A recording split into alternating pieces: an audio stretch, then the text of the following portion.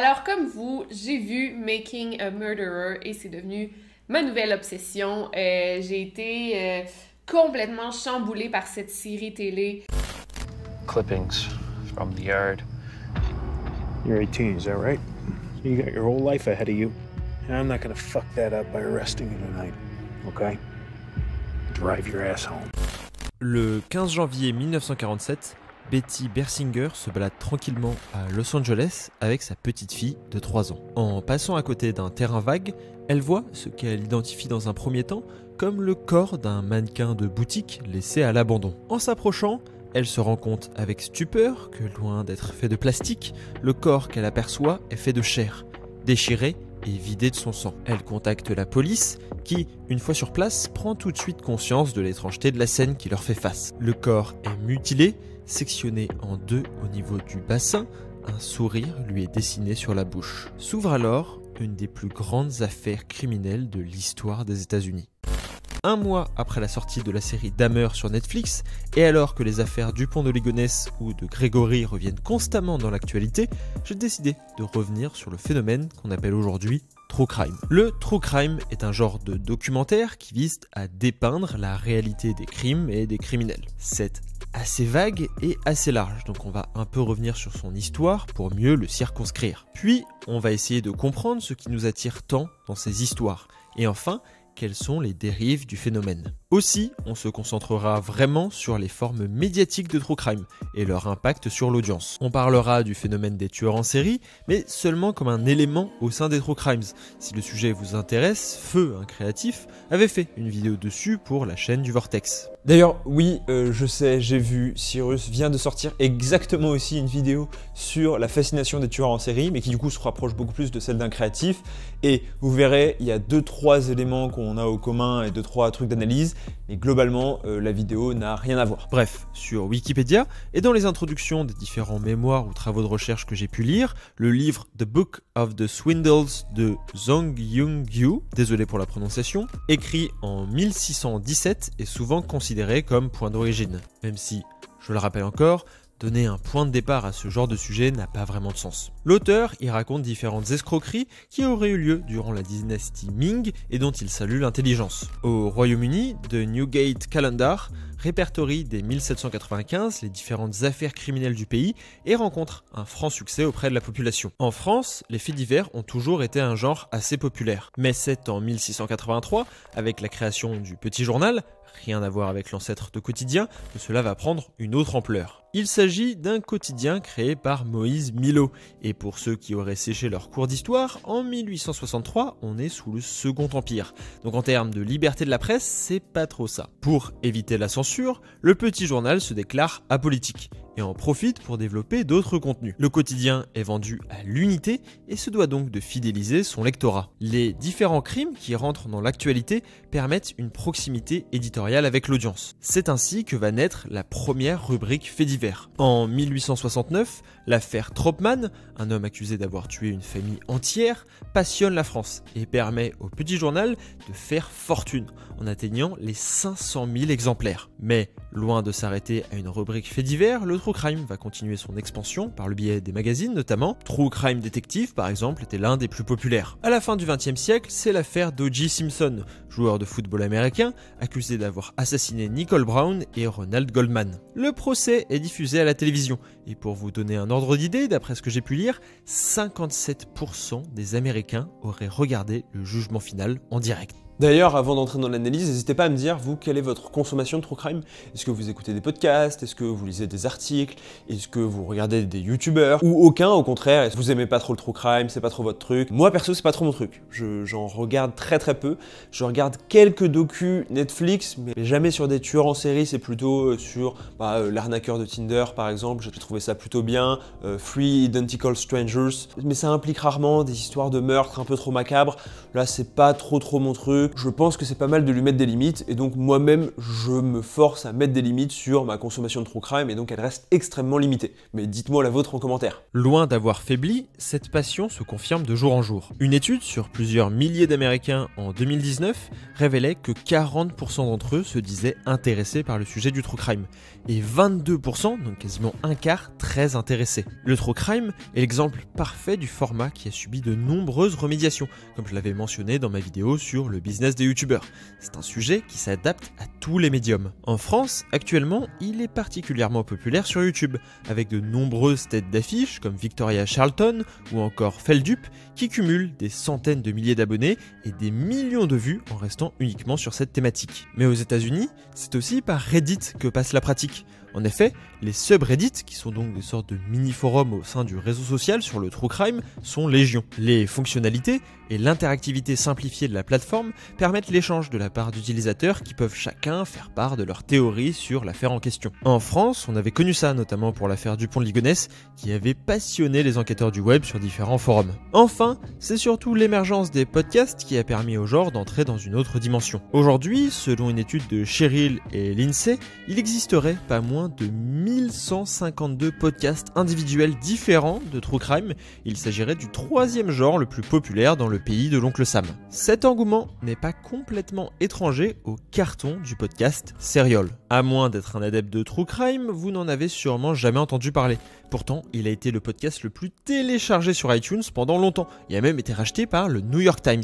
Créé en 2014 et narré par Sarah Koenig, comme son nom l'indique, il se décline sous forme de serial qui reprend une grande enquête. La première saison se concentre sur le meurtre de Ae Min Lee, une étudiante américaine tuée en 1999, pour lequel son ancien copain, Adnan Syed, avait été condamné malgré le fait qu'il clamait son innocence. Pour vous donner une idée de l'engouement, le processus juridique de l'affaire est même relancé suite au podcast, et la condamnation d'Adnan Syed est même annulée. Il sort donc de prison libre 23 ans après. Enfin, un dernier acteur dont on parle assez peu sur la chaîne a contribué massivement à l'avènement actuel du true crime, Netflix. Making a Murderer est une série documentaire qui retrace l'histoire d'un jeune américain accusé à tort d'agression sexuelle et de meurtre. Sorti en 2015, le documentaire est suivi en 2017 par la série Mindhunter, réalisée par nul autre que David Fincher, qui met en scène les débuts des profilers face à des tueurs en série qui ont marqué l'histoire. On peut se demander alors si Netflix a profité du succès du true crime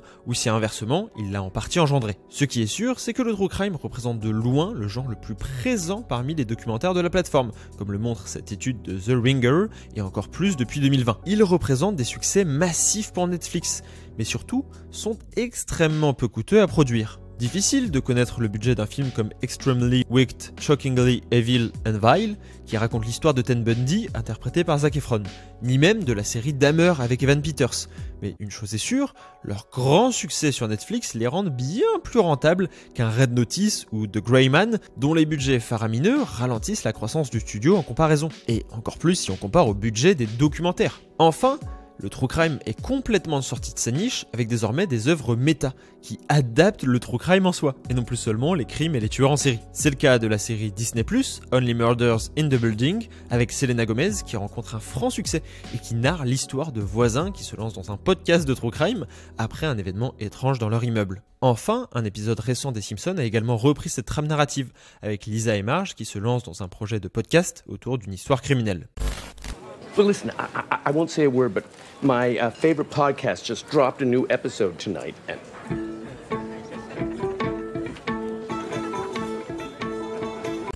si je devais vous recommander un documentaire true crime à regarder, ça serait The Thin Blue Line. Alors je suis pas expert du true crime, mais en tout cas celui-là j'ai vu, il date de 1988 et il est exceptionnel. Il revient sur l'affaire Adams, à savoir un homme qui a été condamné à mort pour un meurtre d'un policier. Et c'est un documentaire qui a été tout simplement révolutionnaire parce que c'est lui qui a lancé la mode des reconstitutions. Alors, ça peut paraître complètement évident pour nous parce que c'est un élément qu'on a infraordinarisé. Ça nous paraît tout à fait banal et à l'époque ça l'était pas du tout. D'ailleurs ça a empêché le documentaire de gagner des grands prix et donc je vous le conseille, c'est vraiment un des piliers du genre. Retour à notre affaire de Los Angeles. Le corps démembré est rapidement identifié. Il s'agit d'Elizabeth Short. C'est une jeune femme âgée de seulement 22 ans, originaire de Boston et issue d'une famille ruinée par la Grande Dépression de 1929 qui venait de s'installer à Hollywood dans l'espoir de devenir actrice. L'affaire est surnommée le Dahlia noir, sûrement en référence à sa chevelure noire, à une fleur qu'elle portait dans les cheveux, ou simplement en référence au film Le Dahlia bleu, qui possède quelques similitudes avec l'histoire. Le cas fait alors grand bruit, à tel point que plus d'une cinquantaine de suspects se désignent eux-mêmes en se disant coupables du meurtre, sûrement en quête de célébrité. Et alors que l'affaire piétine, les enquêteurs reçoivent une lettre où il est inscrit « Voici les effets du Dahlia, une lettre suivra », avec la carte de sécurité sociale, le certificat de naissance et des photos d'Elisabeth. Maintenant qu'on a bien vu quelle forme pouvait prendre le phénomène du true crime et qu'on a pu mesurer son impact et son grand succès, il convient de répondre à la question « Pourquoi ?» Alors, j'espère que vous êtes bien attentifs, car on est très loin des explications simplistes qu'on a l'habitude de trouver dans certains articles sur le sujet. Les causes sont plus nombreuses et surtout parfois complexes. Tout d'abord, si on s'intéresse à la démographie du public de ce contenu, on remarque qu'il est en grande majorité féminin.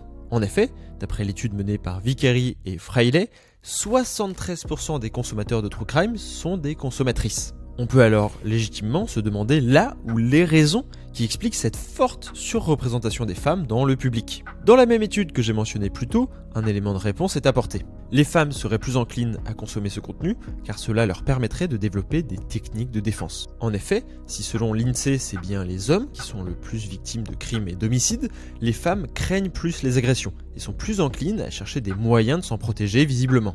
Et de manière générale, le rapport au danger a une place importante pour le true crime. Pour John Mayer, un neurologue, c'est l'activation des amygdales qui procure l'association de danger et d'instinct de survie qui explique la passion de certains pour les faits divers. Comme je le rappelais plus tôt, les faits divers se sont toujours reposés sur la notion de proximité.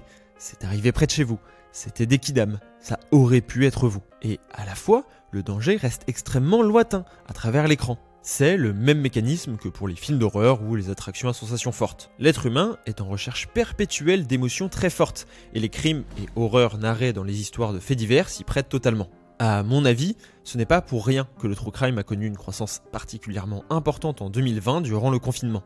Alors que le monde faisait face à un danger menaçant et sans précédent, le true crime venait ironiquement rassurer les individus anxieux, en leur apportant une petite dose d'adrénaline, mais qui finit quasiment toujours par un retour à l'ordre comme on va le voir. David Green, un chercheur, avance aussi l'idée d'une fascination morbide, qui est un peu la pensée réflexe lorsque l'on pense aux raisons du succès de ce phénomène. Si les accidents de voiture entraînent des ralentissements sur la route, c'est bien parce qu'une grande partie des automobilistes ralentissent pour observer le désastre. De même, le biais de négativité, qui est très fort et dont on a déjà parlé, illustre parfaitement ce phénomène. On est plus intéressé par un documentaire sur un criminel fou que par un bienfaiteur dédié à une cause. Sur un plan plus social, le true crime est devenu un phénomène d'une telle ampleur qu'il est désormais un objet de socialisation. Kaylee Boeling a fait de nombreuses recherches sur le sujet, et dans une étude, elle révèle que 60% des personnes interrogées disent en parler régulièrement avec des proches. C'est souvent des sujets de débat où chacun peut apporter son opinion sans que la discorde soit trop importante. Aussi, cet aspect social et interactionnel inhérent au true crime permet plus facilement à ces contenus d'émerger. Le public de ces programmes est particulièrement engagé, car le documentaire, le podcast ou la vidéo qui raconte une histoire criminelle pousse l'audience à donner son avis sur le jugement ou sur le tueur. Il suffit de voir l'embrasement de Twitter après la sortie de Dahmer ou à chaque fois qu'un sosie de Dupont de Ligonnès est repéré en ligne. Chacun essaye de recoller les morceaux. Catherine Ramsland, actrice et professeure de psychologie, compare cela à un puzzle à résoudre. Dominique Khalifa, quant à lui, appelle cela le paradigme indiciaire. À savoir, l'idée selon laquelle la réalité est faite de traces, d'événements qu'on peut recomposer. Le contenu true crime est alors extrêmement satisfaisant.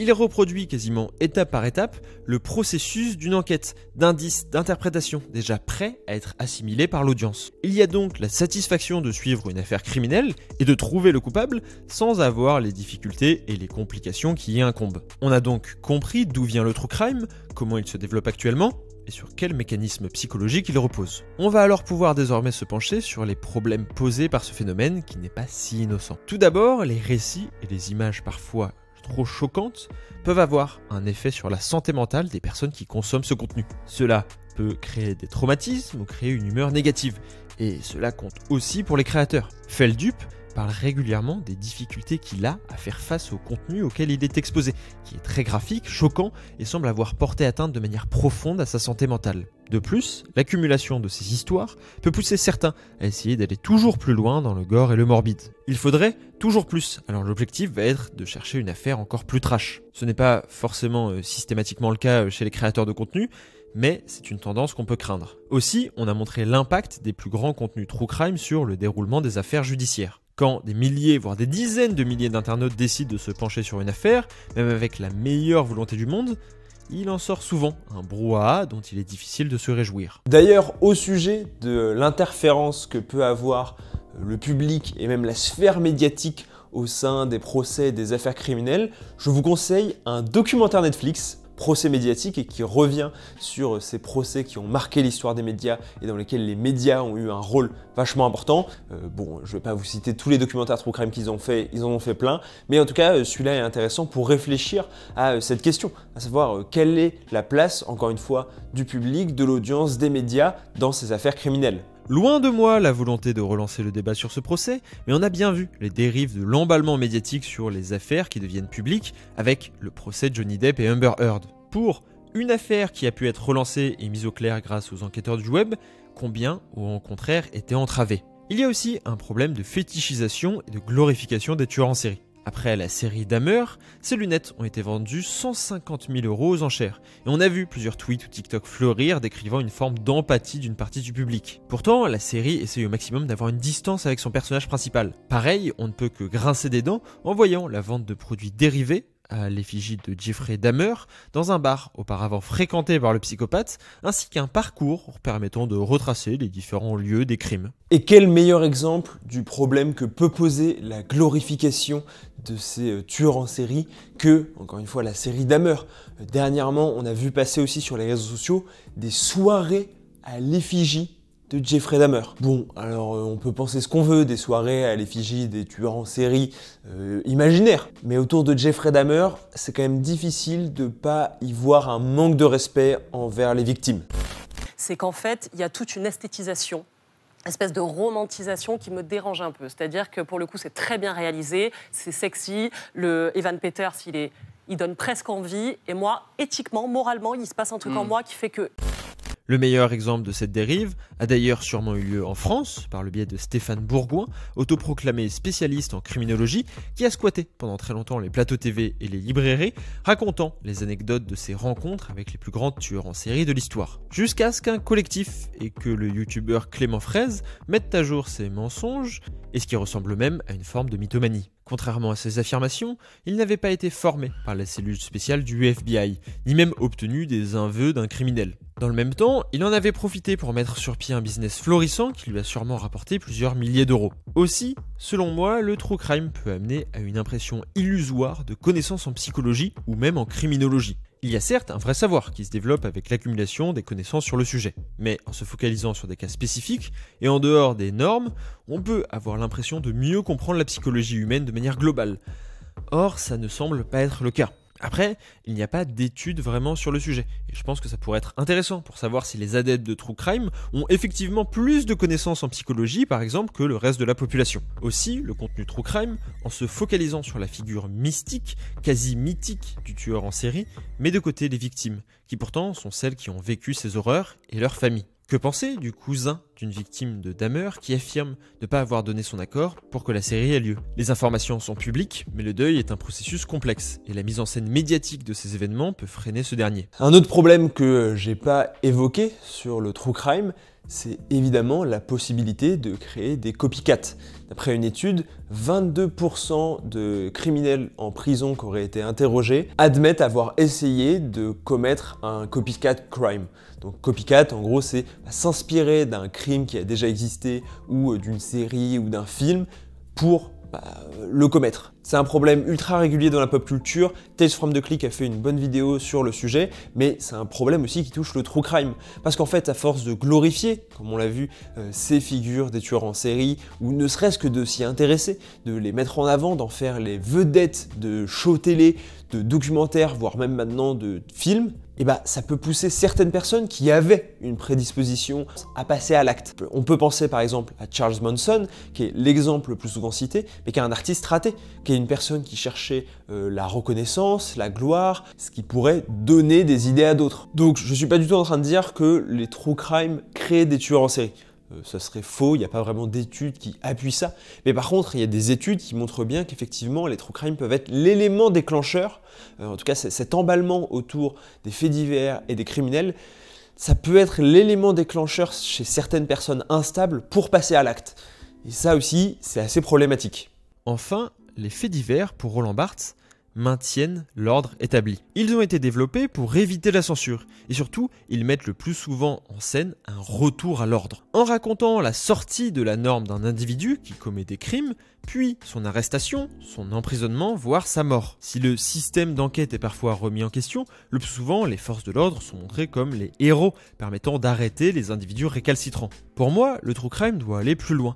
Et commence d'ailleurs à aller plus loin, comme on le voit avec le podcast Serial. Bien plus que les criminels, il est intéressant de se pencher sur la psychologie, mais qu'on a déjà vu. Il doit traiter le système, la société, et même la justice qui engendre ces individus et les différents rouages du processus d'enquête et judiciaire qui amènent à ceci. C'est un travail de vulgarisation qui est fait, mais souvent à une échelle individuelle, pour chaque cas, alors qu'il faudrait, selon moi, élargir plus régulièrement la focale pour offrir une vraie réflexion, quasiment méta. Le true crime est alors devenu un objet de pop culture comme un autre, un objet de consommation, un objet de divertissement, d'entertainment. On se posait la question sur la légitimité de la pop culture à s'emparer des histoires d'individus ayant vraiment existé dans ma vidéo sur les biopics, ou même dans la capacité de la pop culture à s'emparer de la figure du diable dans ma vidéo sur les artistes qui ont vendu leur âme au diable, et pour moi c'est encore le même processus qu'on observe avec le true crime. Aucun coupable ne sera jamais attrapé pour le meurtre d'Elizabeth Short. Les détectives privés continuent à travailler d'arrache-pied sur l'affaire. Le suspect qui revient le plus souvent est George Hill Odell, accusé par son propre fils policier dans un livre sorti en 2003. Et si le mystère plane encore sur ce meurtre, cela ne l'a pas empêché de s'inscrire dans la culture populaire. Des romans au film réalisé par Brian De Palma, à une référence obscure dans Spider-Man, le Dahlia noir est devenu un mythe qui représente selon moi parfaitement l'importance dans la pop culture prise par le true crime. Who are you? Who? But in the shadows lurks a monstrous evil.